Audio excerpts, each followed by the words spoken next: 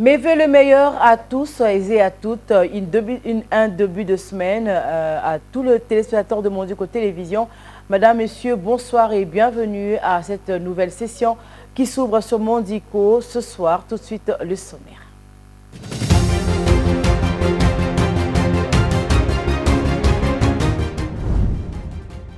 La ville de Kananga, au cœur du Grand Kasaï, a accueilli ce lundi le président Félix Tshisekedi. Dans une atmosphère festive, la population de cette partie du pays espère à des engagements concrets sur le projet d'infrastructures vitaux. Le président de la République démocratique du Congo, Félix-Antoine Tshisekedi Tshilombo, a promulgué le dimanche 22 décembre 2024 le projet de loi des finances exercice 2025.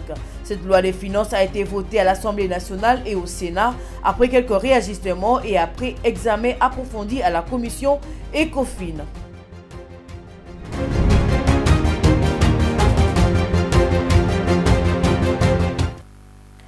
Une fois de plus, bonsoir et bienvenue à la une de l'actualité. Le dimanche 22 décembre à Bujumbura, au Burundi, le président de la République, Félix Tshisekedi, a rencontré son homologue Évariste Ndayishimiye dans le cadre d'une visite d'amitié. Les deux chefs d'État ont eu un échange de près de 2 heures, portant entre autres sur des questions de coopération bilatérale et de sécurité. Suivez.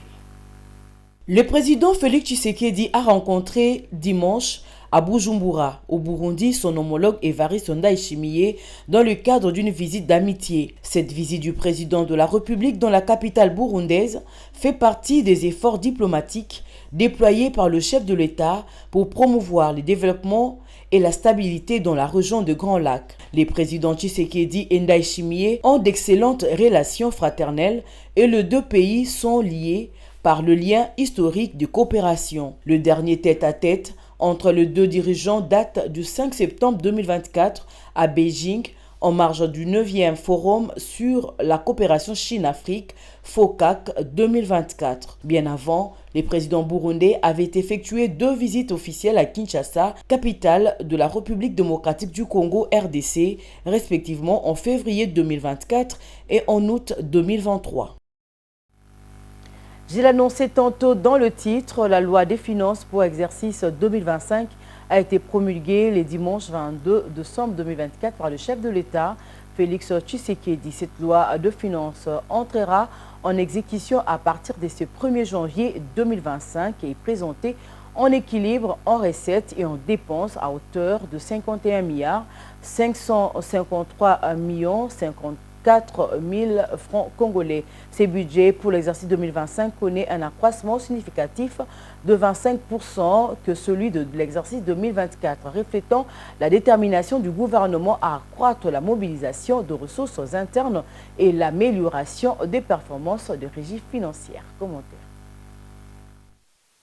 Après son adoption par l'Assemblée nationale et le Sénat, le projet de loi des finances pour l'exercice 2025 a été promulgué ce dimanche 22 décembre 2024 par le chef de l'État Félix-Antoine Tshisekedi Tshilombo. Cette loi des finances qui entrera en exécution à partir de ce 1er janvier 2025 est présentée en équilibre, en recettes et en dépenses à hauteur de 51 133 milliards 596 millions 828 82 000 francs congolais. Ce budget pour l'exercice 2025 connaît un accroissement significatif de 25,8% par rapport à celui de l'exercice 2024, reflétant la détermination du gouvernement à accroître la mobilisation de ressources internes et l'amélioration de performances de régie financière. Au niveau de l'Assemblée nationale, ce texte a été adopté en équilibre, en recettes, en dépenses à 501 51 133 milliards 596 millions 828 482 francs congolais, soit une croissance de 24,1% par rapport à la loi des finances de 2024 et 13,7% comparativement à la loi des finances rectificative de l'année. Celui présenté par le gouvernement était chiffré à 49 milliards 846,8. Au Sénat, sur proposition de la commission ECOFIN, la Chambre haute du Parlement a dégagé les recettes additionnelles de l'ordre de 419 milliards 944 842 059 francs congolais, tel que voté au Sénat. Le projet de loi des finances 2025 est présenté en équilibre en dépenses, tel que voté au Sénat. Ces chiffres représentent une hausse par rapport aux 51 133 milliards 596 828 082 francs congolais, votés par la Chambre basse du Parlement. Ces nouveaux textes a été finalement voté après que l'Assemblée nationale et le Sénat sont tombés d'accord sur les divergences constatées. À la Chambre basse du Parlement, c'est le député Guy Mafuta Kabongo, coprésident de la commission mixte paritaire Assemblée nationale, Sénat et président de l'ECOFIN qui a présenté et défendu le rapport. Le Sénat, Célestin Vunabandi, coprésident de la commission mixte paritaire et président de l'ECOFIN, s'est chargé de la présentation et défense des conclusions du rapport à la Chambre haute du Parlement. Ce texte a été présenté et défendu au niveau de l'Assemblée nationale par la première ministre Judith Suminwa Tuluka. La matérialisation du programme de développement local des 145 territoires, poursuite de la gratuité de l'enseignement de base, la gratuité de la maternité sont alignées parmi les priorités du gouvernement dans ces nouveaux budgets. L'exécutif central a mis aussi un accent particulier sur le développement rural à travers notamment les infrastructures routières, les routes nationales, les routes interprovinciales et celles des dessertes agricoles ainsi que de voies fluviales. De l'autre côté, Félix Tshisekedi a échangé avec les cadres et membres de l'Union sacrée de la Nation le samedi dernier à la Cité de l'Union africaine avec une forte délégation des députés nationaux, sénateurs et membres du gouvernement autour de la vision de cette plateforme politique. Avant de donner les nouvelles orientations, l'autorité morale de l'Union sacrée a dressé un bilan négatif et a réaffirmé son rejet de négocier avec le groupe rebelle. Suivi. Le président de la République, Félix Tshisekedi, a réuni samedi dernier à la Cité de l'Union africaine sa famille politique de l'Union sacrée de la Nation. S'adressant avec timidité, le chef de l'État a dressé un bilan négatif de sa plateforme politique, composée en majorité de kabylistes transfuges. En créant cette Union sacrée, ma vision était que l'Union sacrée n'allait pas d'abord dans un premier temps se comporter comme tout ce qu'on a vu comme regroupement politique avant cela, dans l'histoire de notre pays. Je voulais qu'on se distingue, que nous ayons une attitude différente de ce qu'on a toujours vu ici. Une attitude altruiste, tournée vers l'intérêt d'abord de notre peuple. Moi, j'avais mis toute mon énergie et vous le savez, à créer cette union sacrée. J'ai pris des risques, vous le savez, parce que nous étions dans une coalition.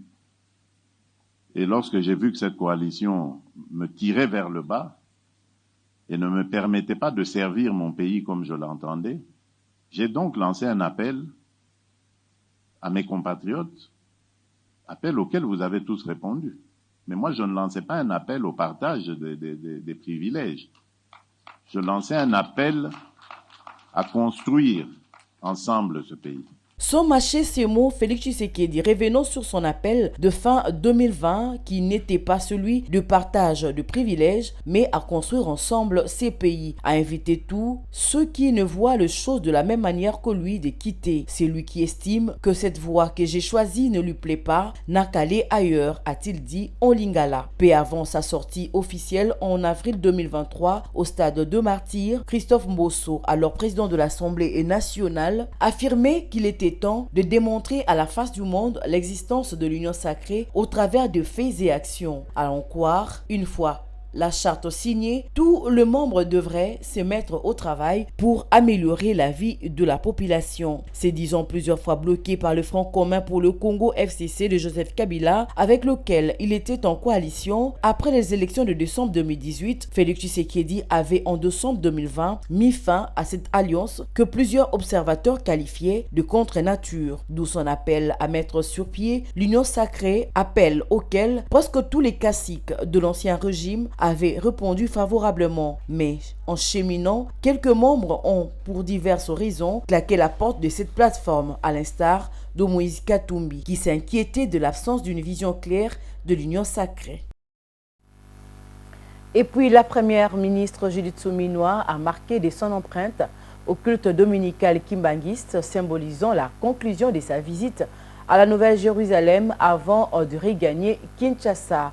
Sa présence à cette célébration a profondément touché les fidèles qui l'ont surnommée la descendante de Mama Mwilou en hommage à son engagement pour l'émancipation de femmes et une gouvernance inclusive et éclairée. Suivez. Des milliers de fidèles kimbanguistes s'y sont rassemblés pour cet événement marquant. Ils sont venus en nombre de tout le coin de la province et d'ailleurs en vue de communier avec la chef du gouvernement et fille du Congo central. La cérémonie a également connu la participation des autorités politico-administratives dont le vice-gouverneur de la province, le président de l'Assemblée provinciale ainsi que celle des députés nationaux et provinciaux. Lors de sa brève prédication, tirée du livre d'Isaïe, sa divinité Simon Kimbangu Kiangani a encouragé le fidèle à maintenir leur confiance en Dieu face aux défis. Il a appelé les Congolais à se réveiller et à s'investir dans le développement de leur patrie. À son tour, la chef du gouvernement a rendu un hommage vibrant au président de la République Félix Tshisekedi pour la confiance placée en elle. Elle a également exprimé sa gratitude à sa divinité Simon Kimbangu Kiangani et à tous les fidèles pour l'accueil chaleureux qu'elle a reçu en Kamba. Engagée pour le bien-être du peuple congolais, la première ministre a lancé un appel pressant à prier pour la paix dans l'est de la RDC. Avant de participer au culte, la première ministre a visité le mausolée Kilongo où reposent les fondateurs de l'église kimbanguiste, le prophète Simon Kimbangu, ainsi que sa femme Maman Marie Mwilou et d'autres membres de leur famille. Elle a également exploré les sites où la carte d'Afrique est apparue en Kamba le 3 février 1989, ainsi que le musée retraçant la vie et l'œuvre du prophète. La visite de la chef de l'exécutif central en Kamba, Nouvelle-Jérusalem, s'inscrit dans un cadre de courtoisie et de fraternité avec le représentant légal de l'église kimbanguiste Simon Kimbangu Kiangani ainsi qu'avec tous les membres de cette communauté religieuse. Le rapprochement entre l'État et les différentes communautés en vue de trouver ensemble des réponses aux problèmes existentiels de la nation fait partie de ce qu'on peut appeler la méthode Suminwa. Situation sécuritaire, un appel à l'organisation d'un processus interne pour renforcer la cohésion nationale et trouver solution à la guerre d'agression dans l'est de la RDC a été lancé le week-end dernier par un acteur politique de l'opposition. C'est le secrétaire national chargé de l'état de droit et de justice du parti politique Engagement pour la citoyenneté et le développement SID, Clément Mouza Kayembe. Pour lui, la classe politique, les organisations de la société civile et les scientifiques doivent se mettre autour d'une table pour réfléchir sur le voies et moyens pour mettre fin à l'agression dans la partie est du pays. La situation d'insécurité persistante et la guerre d'agression que le groupe terroriste M23 et l'armée rwandaise mènent dans l'est de la République démocratique du Congo préoccupent tous les Congolais. Pour mettre fin à cette guerre, le gouvernement congolais est engagé sur plusieurs fronts, notamment les mécanismes régionaux de résolution des conflits à travers le processus de Luanda, avec la facilitation du président congolais Joao Lourenço et les processus de Nairobi, piloté par l'ancien président kényan Uhuru Kenyatta. Mais ces processus ont du mal à donner des résultats souhaités par le Congolais. L'échec du sommet de Luanda du dimanche passé et la reprise de combat entre les forces armées de la RDC et le M23 dans la province du Nord Kivu cette semaine nécessitent des réflexions profondes et solutions adaptées à la réalité sur terrain. Face à cette agression qu'est subie la RDC et la crise humanitaire grandissante dans l'est du pays, Clément Mouza Kayembe, secrétaire national chargé de l'état de droit et justice au parti politique Engagement pour la citoyenneté et le développement, parti politique de l'opposant Martin Fayulu, on appelle à l'unité de tous les Congolais. Nous sommes tous d'accord que le pays est agressé. Ça c'est de un. Deuxièmement, que cette agression utilise également les fils du pays. Donc aujourd'hui, nous qualifions le M23 comme étant les supplétifs du Rwanda, notamment qui est un pays agresseur. Aujourd'hui, il est plus qu'important que nous puissions avoir un nous debout. Parce que la question de l'agression de la République démocratique du Congo est inacceptable.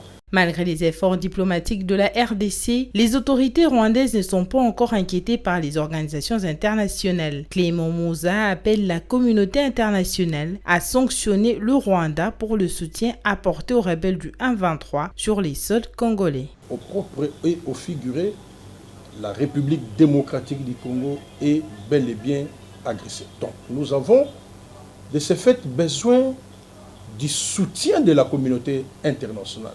Aussi, la condamnation ferme assortie des sanctions contre les pays agresseurs. Mais cela n'a jamais été fait. C'est en cela que nous disons qu'il y a une complicité internationale contre la République démocratique du Congo, en ce sens qu'il y a des puissances qui veulent la balkanisation de notre pays. 2 processus ont été initiés pour mettre fin à la guerre dans l'est de la RDC. Pour Clément Mouza Kaembe, ces 2 processus ne suffisent pas pour pacifier l'est du pays en proie à l'insécurité. Il faut aussi un processus interne qu'il a qualifié de processus de Kinshasa et qui doit être mis autour d'une même table tous les acteurs politiques et la société civile pour trouver des solutions efficaces en vue de mettre fin définitivement à la guerre dans l'est de la RDC. Cet opposant a lancé un appel à l'unité nationale. Il espère que les acteurs politiques et les forces vives du pays vont répondre positivement à cette initiative. Dans le même chapitre, certaines bombes larguées dans le lieu stratégique de la ville de Goma, chef-lieu de la province du Nord Kivu, la société civile de Goma demande aux autorités d'enquêter et de trouver des auteurs de ces actes de barbarie. Marion Ngavo, président de la société civile, appelle la population à la vigilance en cette période de festivités. Il a été joint au téléphone par Vilingali. La nuit du 21 au 22 décembre 2024, autour de 21h et 22h, certaines bombes ont été larguées, n'est-ce pas, dans les coins stratégiques de la ville de Goma. Il s'agit de la maison de M. Fataki, juste à côté du gouvernorat, une autre bombe à côté de la plage du Peuple, une autre bombe au niveau du quartier Mugunga, le quartier qui est au nord-ouest de la ville de Goma. Les bombes sont semblables et jusqu'à maintenant, nous ne savons pas la personne ou le groupe qui aurait largué ces bombes. Parce que jusqu'à aujourd'hui, ces bombes ne sont pas venues ni larguées à partir de ça qui est à 34 km. Mais comme ces bombes-là se ressemblent et comme ça s'est passé la même nuit, nous pensons qu'il y aurait des gens qui seraient dans ce coup. C'est pourquoi la société civile demande aux autorités provinciales et urbaines qui sont en charge des études stratégiques d'artillerie de chercher à savoir qui pourrait être à la base de ça, de contrôler les armes et les munitions et surtout d'interdire la circulation d'armes et de munitions des personnes qui ne sont pas contrôlées par les régiments dans la ville de Goma mais qui restent au front. Et en cette période de fin d'année, nous demandons, n'est-ce pas, aux gens de ne pas trop fréquenter les lieux publics parce que nous sommes dans une étape critique particulière de guerre. La ville de Kananga, au cœur du Grand Kasaï, a accueilli ce lundi le président Félix Tshisekedi dans une atmosphère festive, ornée d'effigies et des banderoles colorées. L'ancien Louloabourg est en effervescence. Cette joie est teintée d'attentes pressantes de la population qui espère à des engagements concrets sur des projets d'infrastructure. Regardez. Les artères principales de Kananga sont ornées d'effigies du président de la République et de banderoles colorées. Une façon pour le Kanangais de souhaiter la bienvenue à Félix Tshisekedi. À côté de cet accueil, les habitants attendent du chef de l'État la réalisation de certains projets d'infrastructure pour le développement de leur contrée. Que la population centre-kassaïenne ne demande que 2 choses au chef de l'État. D'abord, c'est la route Kananga-Lambambouji qu'on réclame ici au Kasaï central. Deuxièmement, on a besoin de sites Mbombo, donc on ne peut s'arrêter qu'à ces 2 en urgence parce que la province du Kasaï central n'a pas jusqu'à ce jour un courant qui peut faire venir les entrepreneurs, qui peuvent aider les entreprises. Donc, c'est tout ce que nous demandons au président de la République.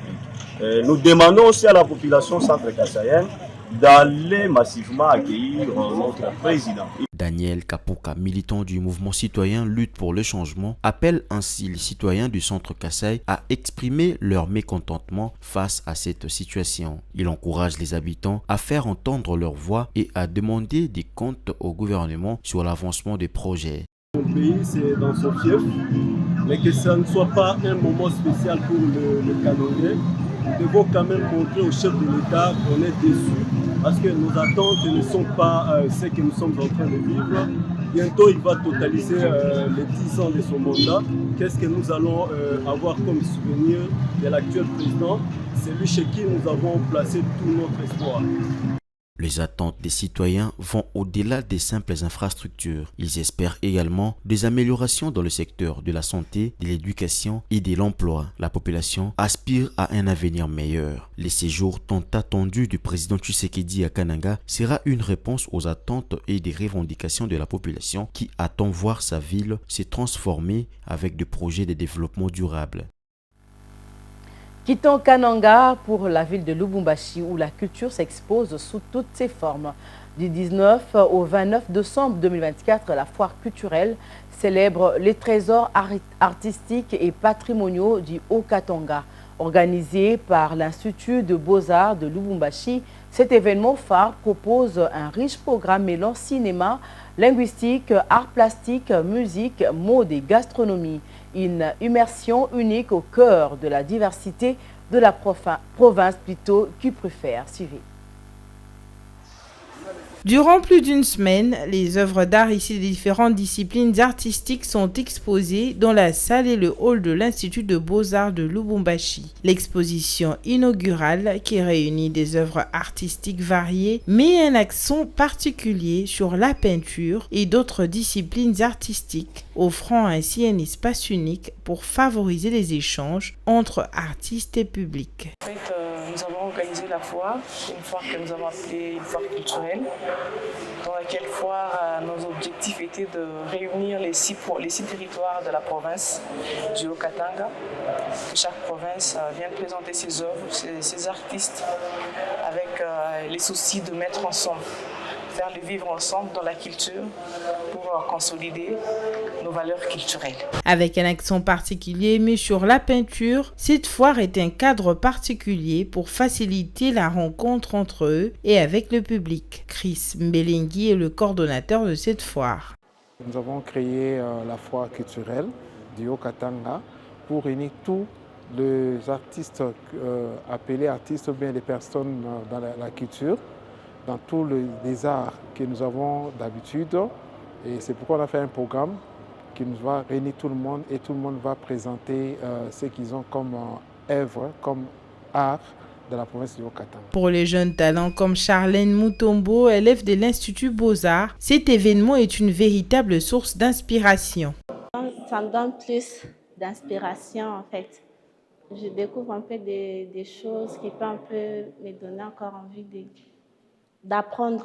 J'apprends des choses à travers ces œuvres. En marge des expositions, diverses activités enrichissent cette foire culturelle, notamment des conférences, un salon gastronomique et des ateliers linguistiques. Ces diversités reflètent la volonté des organisateurs, sous la coordination de Chris Mbelengui, de faire de cet événement un carrefour culturel et artistique dont les festivités se poursuivront jusqu'au 29 décembre 2024. Un moment fort pour célébrer l'art et la culture dans le Haut-Katanga.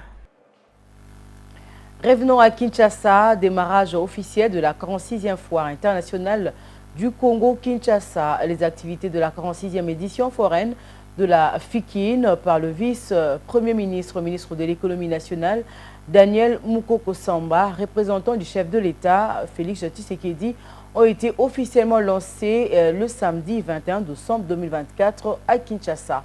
Cette 46e édition s'inscrit dans le cadre de la promotion des échanges commerciaux au niveau continental, ainsi que dans l'effort manifeste que le gouvernement déploie pour faire bénéficier aux opérateurs économiques.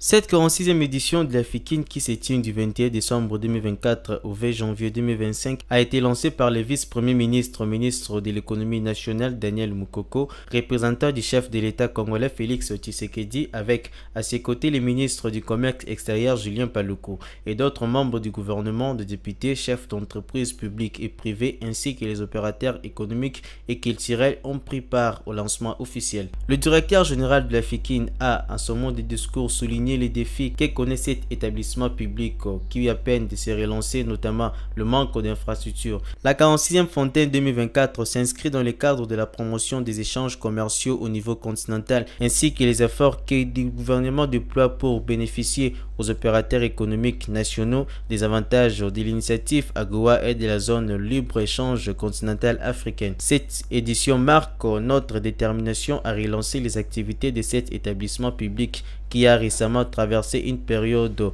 due à plusieurs défis, parmi lesquels le manque d'infrastructures suite au pillage des années 1991 et 1993. Aujourd'hui, cet établissement est en voie de reconstruction, a expliqué Didier Kabempela, directeur de la FIKIN. Pour sa part, le ministre du Commerce extérieur Julien Paluku a réitéré son engagement à moderniser la foire internationale de Kinshasa et réguler les activités fontaines afin qu'elles deviennent un centre d'attraction économique mondiale. La 46e fontaine de la FIKIN se déroule sous le thème de la foire de la promotion des échanges commerciaux pour la diversification de l'économie nationale. Cette foire intervient après celle organisée en 2023, toujours à Kinshasa. La FIKIN a pour mission d'organiser les foires provinciales, nationaux et internationales en vue de faire connaître les possibilités industrielles, commerciales, culturelles et artistiques du marché local et international.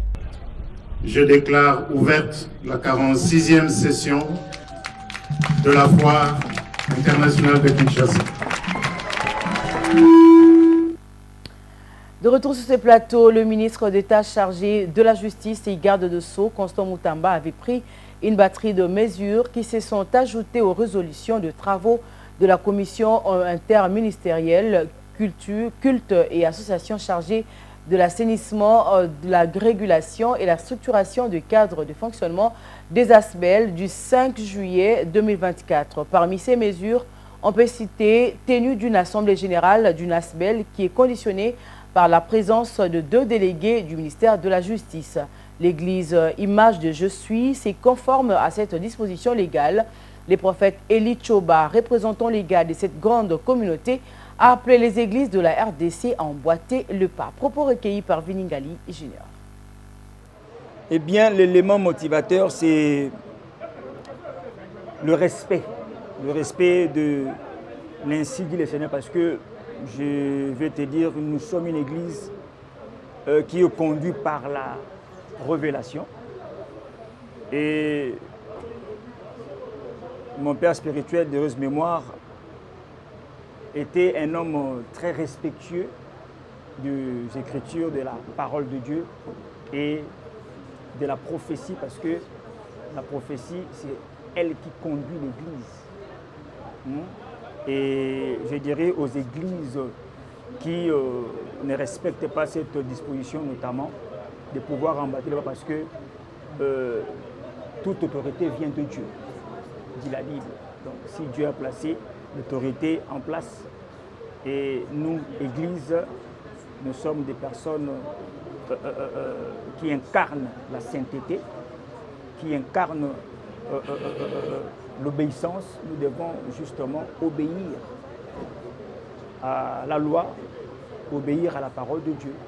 Donc j'exhorte à toutes les églises de pouvoir suivre l'ainsi révèle le Seigneur qui est écrit dans la Bible et la loi du pays en vigueur qui régissent les ASBEL. Merci. C'est la fin de cette session du journal, mais avant de nous quitter, place au rappel des titres.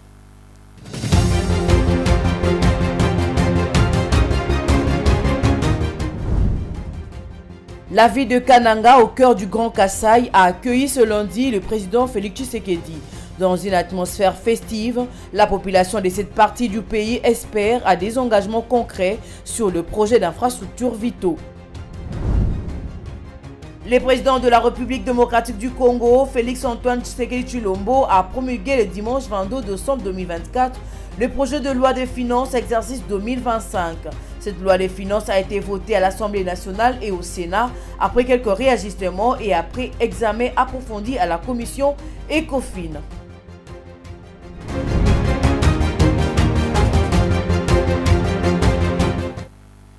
C'est par ici que nous mettons un terme à cette édition. Merci de l'avoir suivi. Bonsoir sur vous.